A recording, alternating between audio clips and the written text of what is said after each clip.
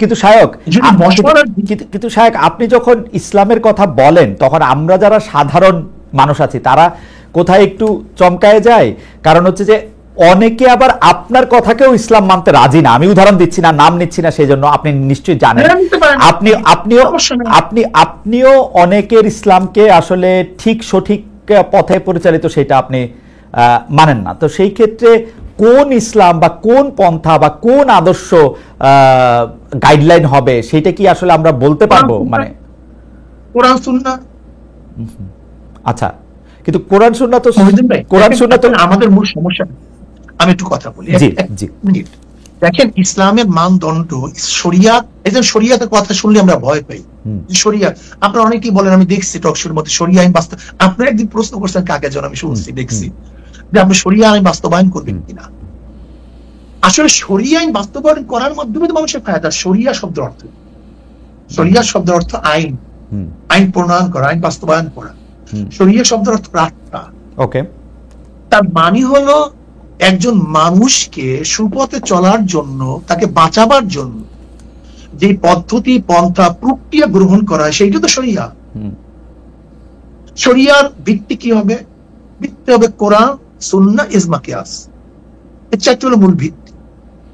এই চার ভিত্তির উপরে যদি আপনি চলতে পারেন তাহলে কোনো জায়গায় সংঘাত নাই, সমস্যা নাই। না কিন্তু হুজুর, কিন্তু শায়েখ প্রবলেমটা কোথায় আমি আপনাকে বলি। প্রবলেমটা হচ্ছে আপনি যে কথা বলতেছেন সেই কথার সূত্র ধরে, সেই কোরআন সুন্নাহ এবং সেই শরিয়ার কথা ধরে, ধরেন ইজমা কিয়াসের সূত্র ধরে আমাকে জামাতে ইসলামীর একজন আলেম, জামাতে ইসলামীর আকীদা বিশ্বাস করেন বা জামাতে ইসলামের রাজনীতি বিশ্বাস করেন এরকম আলেম বলছেন যে তিনি বা তারা যে ফতোয়াটা দিতেছেন, তারা যে পথটা দেখাচ্ছেন সেটাই পথ। এবং যেই পথ দেখে আমি বলতেছি যে যেই পথ দেখে আপনি বলতেছেন যদি জামায়াত ক্ষমতায় যায় প্রথম কওমি মাদ্রাসা বন্ধ করবে, এটা তাদের ফার্স্ট টার্গেট। এই জামাত যেখানে সেখানে লাগবে, যেখানে ইসলাম ধ্বংস হয়ে যাবে। আমি পাশাপাশি আরো বলতে পারি, আমি রাজনৈতিক দল ধরে বললাম, আপনি জানেন মাওলানা আব্দুর রাজ্জাক আরেক ধরনের কথা। তখন আমরা কোথায় যাব আর কি সেটা যদি বলতেন। বলতে পারেন, কোনো সমস্যা নেই। কিন্তু শায়েখ, আমরা যদি এই জায়গার মধ্যে থাকি তাহলে আমরা আসলে একটু আরেকটু বিভেদের মধ্যে পড়বো কিনা। শুনতে পাচ্ছেন? জি, আমি এখন শুনতে পাচ্ছি। জি বলেন। না, যে দেখেন আমরা যখন মতনৈক্য করি, যেমন ধরে নেন আপনার সাথে আমরা জমি নিয়ে দ্বন্দ্ব হতেই পারে, কিন্তু তখন দরকার কি দলিলের। ঠিক আপনার সাথে আমার একটা কোনো একটা মতনৈক্য হতেই পারে, ইসলাম নিয়ে আমি বলে আমি সঠিক, আপনি বলে আপনি সঠিক, এটা আমি আশ্চর্য আমার কিছু নেই। কিন্তু তখন আসবে দলিলের। যার দলিল শক্তিশালী তার কথা সঠিক, আর যার দলিল দুর্বল তার কথা দুর্বল। কাজে এখন সেই বহস আমি যাবো না। রাইট, এখন সেই বহসের জায়গা না। রাইট, আমি মূল ভিত্তি বললাম। রাইট, মূল ভিত্তি দলিল। ওকে ওকে ওকে ওকে ওকে কিন্তু আমরা একদিন আপনার কাছে আলাদা করে শুনবো, আজকে সেটার জায়গা না। মানে দলিলও যে সাবজেক্ট টু ইন্টারপ্রিটেশন, ওইটার আমরা কি করব? ধরেন আপনার ইন্টারপ্রিটেশন আর আরেকজনের ইন্টারপ্রিটেশন একই দলিলের যে আলাদা হইতেছে সেইটারও আমরা আসলে কি করব? কারণ হচ্ছে যে যে যেটা মানবে, যে যেটা মানবে, যে যেটা মানবে। ওকে, কেউ যদি এফ এ মানে আর আর এস মানে, হ্যাঁ সিএস মানে, তখন আমরা বলবো এখন বিএস হয়েছে তুমি বিএস মানো। ওকে, ঠিক আছে। সিএসআরএস এবং বিএস দিয়ে সুন্দর উদাহরণ দিয়েছেন। আমরা একটু পরবর্তী প্রসঙ্গে আসি। এনসিপি নেতা জনাব হাসনাত আব্দুল্লাহর আহ্বানে সাড়া দিয়ে আপনারা আওয়ামী লীগ নিষিদ্ধের আমলে মানে আন্দোলনে যমুনা ও শাহবাগে গিয়েছিলেন। সেখানে হাত পাকা হাতে অনেককে আমরা দেখেছি। সরকার আওয়ামী লীগের কার্যক্রম নিষিদ্ধও করেছে, কিন্তু এরপর থেকে সোশ্যাল মিডিয়ায় অনেকে আলোচনা করছেন, আমাদের ঘোষণায় অনেকে মন্তব্য করেছেন ইসলামী আন্দোলন বাংলাদেশ গত 15 বছরের সুবিধাভোগী, অর্থাৎ আপনারা গত 15 বছরে সুবিধা নিয়েছেন। বিএনপি জামাত বর্জন করেছে, এমন কিছু স্থানীয় নির্বাচনে আপনারা অংশ নিয়েছেন।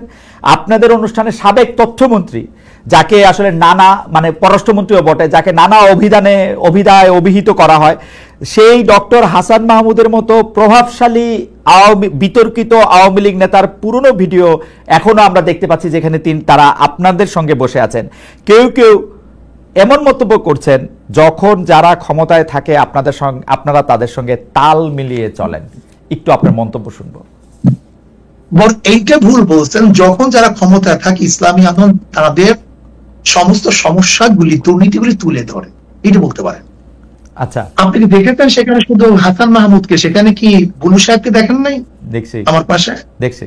তো সেটা বললেন না কেন? না, বুলু সাহেবকেও দেখছি, হাসান আমার স্বরাষ্ট্রমন্ত্রীর সাথে, স্বরাষ্ট্রের সাথে। জি, আপনি বলেন, আপনি শেষ করেন, তারপর আমি বলবো। আমি শেষ করি। আপনার হাসান মাহমুদ সাহেবের সাথে আমার বক্তব্য আসলে মানে আমাদেরকে বসতে দেখছেন, কিন্তু তারপরে তো আমি যখন বক্তব্য দিয়েছি, তখন যে এই বক্তব্য দিয়েছিলাম সেটা তো তুলে ধরলেন না। ওই একই স্টেজ আপনি দেখুন সেই বক্তব্য, যে আপনারা বিএনপি বলছেন আমরা এইটা করছি, আওয়ামী লীগ বলছেন আমরা এইটা করছি, কিন্তু কে কত দুর্নীতি করছেন সেটা তো বললেন না। ওই স্টেজে বক্তৃতা দিয়েছে, আপনি শোনেন সেই বক্তৃতা, সেই বক্তৃতা আমি বললাম সবাই আপনার বলতে এইটা। কিন্তু শায়ক, ওই বক্তব্য অনেক বেশি সুগার কোটেড, নাম্বার 1। নাম্বার 2 হচ্ছে আপনি বঙ্গবন্ধুকে নিয়ে, শেখ হাসিনাকে নিয়ে, শেখ হাসিনা যখন প্রধানমন্ত্রী ছিলেন সেই সময় যে বক্তৃতা করেছেন, এখন কি সেটা রিপিট করতে পারবেন বা রিপিট আপনি করতেছেন? শেখ হাসিনাকে নিয়ে আমি তারই কোনো বক্তৃতা করি। শেখ হাসিনাকে নিয়ে কোনোদিন প্রশংসামূলক, বঙ্গবন্ধুকে নিয়ে, শেখ সাহেবকে নিয়ে কেন বক্তৃতা করেছি, এটাকে এখন করবেন কিনা আবার?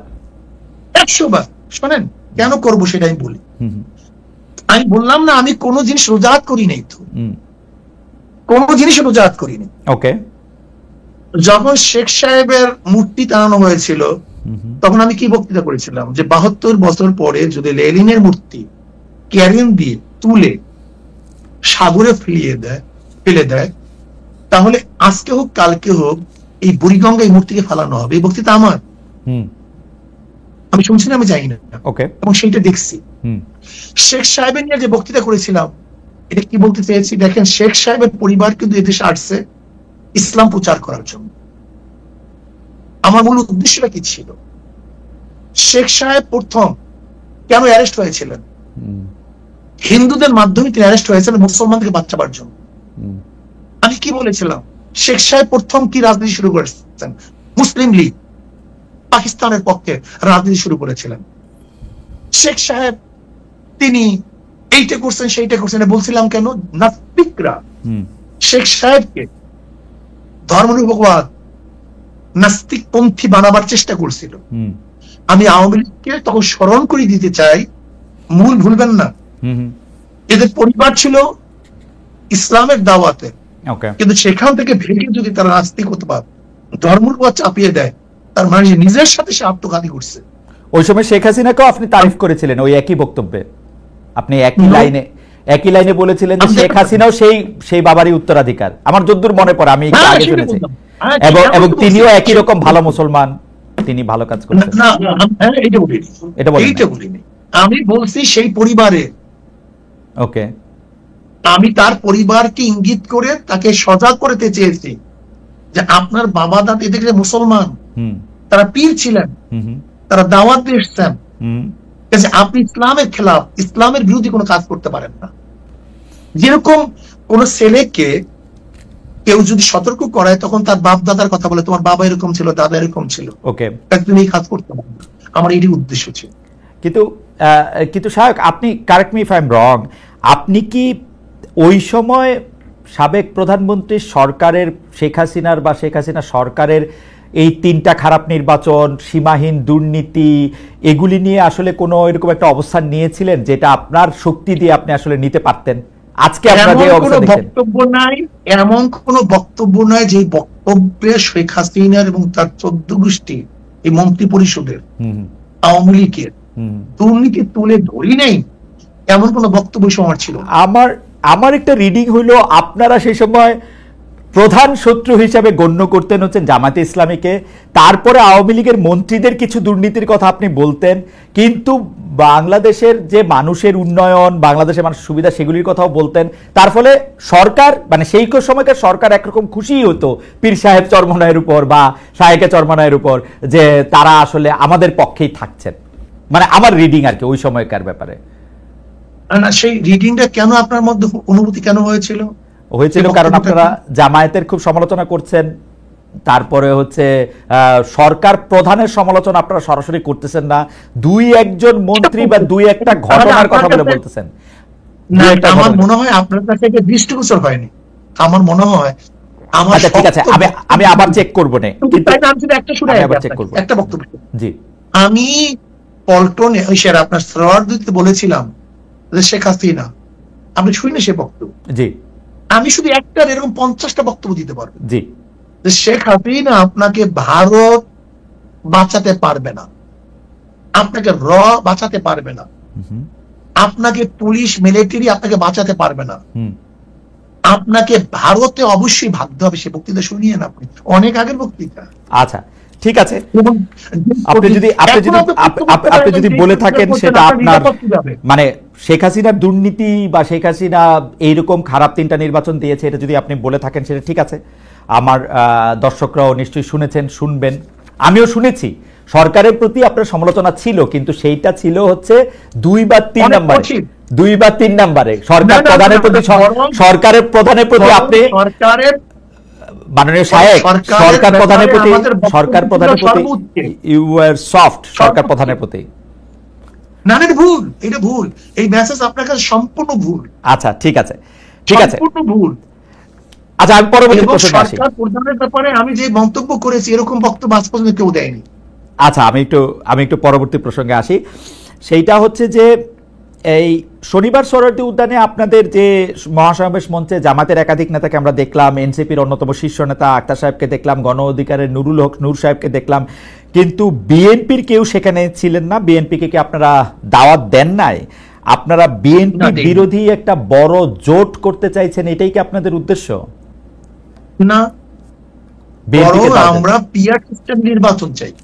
আচ্ছা, যেহেতু বিএনপি পিআর সিস্টেম চায় না, ওকে, আমাদের মূল বক্তব্য ছিল 3টা: সংস্কার, বিচার, পিআর সিস্টেম নির্বাচন। ওকে, কাজে যেহেতু এই পিআর সিস্টেমে নির্বাচনে যারা ঐক্য, আমরা তাদেরকে দাওয়াত দিয়েছি। বিএনপি যদি ঐক্য ছিল না, জন্য দাওয়াত দিইনি। বিএনপি যদি আগে বলে আমরাও পিআর বিশ্বাসী, আমরা তাদেরকে দাওয়াত দেবো, ভবিষ্যতে সমস্যা নেই। আমাদের দর্শকদের উদ্দেশ্যে আপনারা ভবিষ্যৎ দাওয়াত দেবেন, সেটা ঠিক আছে। আমাদের দর্শকদের উদ্দেশ্যে আর আমার বোঝার জন্য একটু পিআর সিস্টেমে নির্বাচন কি আপনারা এখনকার সংসদে যেটি আছে বা পরবর্তী সংসদ নির্বাচনও তাই চাচ্ছেন, নাকি সেটা শুধু উচ্চ কক্ষের জন্য, আপার হাউসের জন্য?